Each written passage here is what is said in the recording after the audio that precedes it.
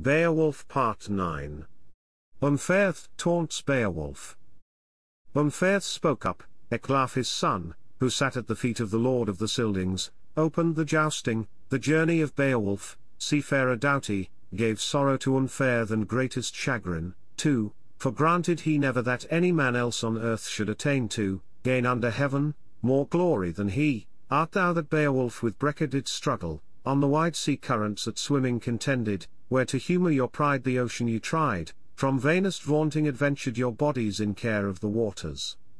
And no one was able nor lief nor loath one, in the least to dissuade you your difficult voyage, then ye ventured a swimming, where your arms outstretching the streams ye did cover, the mere ways measured, mixing and stirring them, glided the ocean, angry the waves were, with the weltering of winter.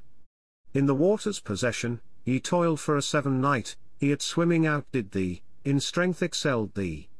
Then early at morning on the heath Arene's shore the holm currents tossed him, sought he thenceward the home of his fathers, beloved of his liegemen, the land of the Brondings, the peace castle pleasant, where a people he wielded, had borough and jewels. The pledge that he made thee the son of Beanston hath soothly accomplished. Then I ween thou wilt find thee less fortunate issue, though ever triumphant in onset of battle, a grim grappling, if Grendel thou darest for the space of a night nearby to wait for. Beowulf answered, offspring of Egeo, my good friend Unferth, sure freely and wildly, thou fuddled with beer of Brecca hast spoken, hast told of his journey. A fact I allege it, that greater strength in the waters I had then, ills in the ocean, than any man else had. We made agreement as the merest of striplings promised each other, both of us then were yonkers in years, that we yet would adventure out on the ocean, it all we accomplished. While swimming the sea floods, sword blade unscabbarded boldly we brandished, our bodies expected to shield from the sharks. He sure was unable to swim on the waters further than I could, more swift on the waves, nor would I from him go.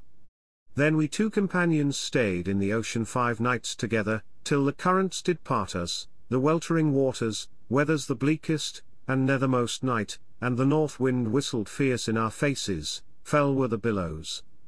The mere fish's mood was mightily ruffled, and there against Femen my firm knotted corselet, hand-jointed, hardy, help did afford me, my battle sark braided, brilliantly gilded, lay on my bosom.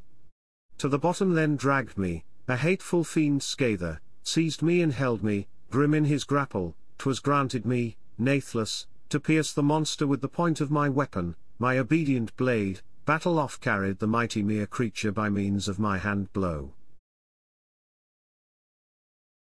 Thank you for watching. We appreciate your time. If you have any questions or suggestions, feel free to comment below. We would also appreciate any financial support. Any donations would be greatly appreciated. We would also appreciate any likes, comments, and subscriptions. Thanks again.